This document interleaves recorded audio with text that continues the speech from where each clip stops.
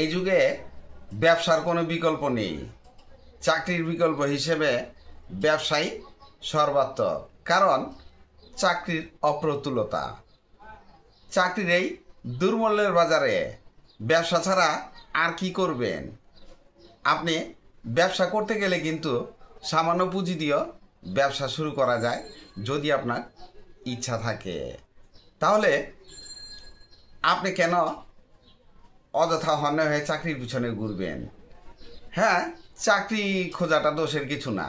আমি বলবো চাকরি খুঁজবেন, তবে আপনি যখন বেকার আছেন ব্যবসাটা শুরু করে দেন। ফাঁকে ফাঁকে চাকরি খুঁজলেন, চাকরি পেয়ে গেলে ভালো লাগলে চাকরি করবেন। আর যদি ব্যবসায় সেটেল হতে পারলেন তাহলে লাইফ কিন্তু দাঁড়িয়ে গেল। তাই ব্যবসাটাই আমি 1 নম্বরে রাখবো। কারণ 2, 4, 5, 7 বছর খোঁজ করার পর ওই সোনার হরিণটা যদি একবার হাতে ধরাও দেয়, অনেক সময় চাকরির কোনো গ্যারান্টি থাকে না। আবার সরকারি চাকরি ওইটা আরও বড় দুষ্প্রাপ্য ব্যাপার। তাই আপনি সব কিছু চিন্তা ভাবনা করেই শুরু থেকেই ব্যবসায় মনোযোগ দেন, তারপরে চাকরি খুঁজতে থাকেন। হইলে হইল, না হইলে আপনি ব্যবসায় স্টেবল হয়ে যান। তাহলে ব্যবসা করতে গেলে আপনি কী টাইপের ব্যবসা করবেন? আপনি তো ব্যবসা জানি না। ব্যবসা করতে গেলে আপনাকে প্রথমেই শুরু করতে হবে অতি সামান্য পুঁজি দিয়ে। তাহলে সামান্য পুঁজি দিয়ে কি ব্যবসা করবেন? নিশ্চিন্তে নেমে যান। ব্যবসায় সম্মানও আছে, টাকাও আছে। আপনি যদি মুদিমালের ডিলারশিপ ব্যবসা করতে পারেন, মুদি বা কনফেকশনারি এই টাইপের ডিলারশিপ ব্যবসা করতে চান, তাহলে আপনি গেইন করতে পারবেন। কারণ এই ব্যবসায় আহামরি কোনো কিছু শিখা লাগে না, অভিজ্ঞতারও দরকার নাই। শুধু প্রথমে আপনার লোকাল যে আপনার মহল্লায় বা মার্কেটে আশেপাশে খোঁজ করে দেখবেন কি কি আইটেমগুলা মুদির দোকানে বা কনফেকশনারি স্টেশনারি দোকানে কি কি আইটেমগুলা ভালো চলে। দেখে আপনি পাইকারি মার্কেট, যেমন চকবাজার, ঢাকার চকবাজার আছে, বা বিভিন্ন ডিস্ট্রিক্টের লোকাল এরিয়ায় হোলসেল মার্কেটগুলো আছে, ওইসব মার্কেটে আপনি চলে যান।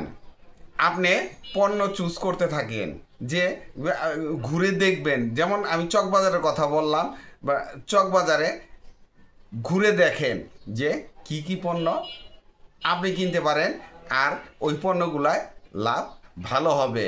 তাহলে আপনি কি কি করলেন? আপনি প্রথমে লোকাল মার্কেট যাচাই করলেন, এরপরে হোলসেল মার্কেটে গিয়ে দেখলেন যে লোকাল মার্কেট আর হোলসেল মার্কেটের সাথে কোনগুলা যায়, ওই পণ্যগুলা আপনি কিনে নিয়ে আসবেন। প্রথমে না কিনলেন, ধারণা নেন, দেখেন, জানেন, বোঝেন। এরপরে মনস্থির করেন যে কত টাকা পুঁজি নিয়ে শুরু করবেন। আপনি 5,000 টাকা দিয়েই শুরু করেন না, সর্বোচ্চ 50,000 টাকা দিয়ে আপনি আপনার ডিলারশিপ ব্যবসাটা শুরু করে দিতে পারেন। তাহলে আপনি যদি 50,000 টাকা দিয়েও আপনার ডিলারশিপ ব্যবসা শুরু করেন, আমি মনে করি আপনার কোনো দোকান বা গোডাউনের দরকার নেই। কারণ আপনি শুরুটা হয়তো 2টা ট্রাভেল ব্যাগ দিয়ে শুরু করেন, অথবা আপনি একটা ভ্যান কিনলেন, ভ্যানটারে একটু ওই যে সিট টিট দিয়ে কাভার ভ্যানের মতো করলেন, করে একটা ড্রাইভার রাখলেন। প্রথমে এটা না করে নিজে বহন করেই শুরু করেন, এরপরে একটু এস্টাবলিশ হলে তারপরে করবেন। সাথে কিন্তু প্রয়োজনীয় কিছু টিপস আছে, যেমন ক্যাশ মেমো থাকলে ব্যবসার একটা স্ট্যান্ডার্ডিটি থাকে। আপনার হাতে ক্যাশ মেমো থাকবে, দোকানিকে দেখালেন। যেমন আইটেমগুলো আপনি চুজ করতে পারেন এইরকম, যে আপনার কাছে ভালো মানের ক্যান্ডেল আছে, মোমবাতি, যেমন স্টেশনের আইটেম, খাতা, কলম, ইরেজার, বা মুদি আইটেমের মধ্যে যেমন চিপস, চকলেট, কি নাই আপনি চুজ করবেন। আমি বললাম ওগুলা নিয়েই ব্যবসা করতে হবে এমন কিন্তু না।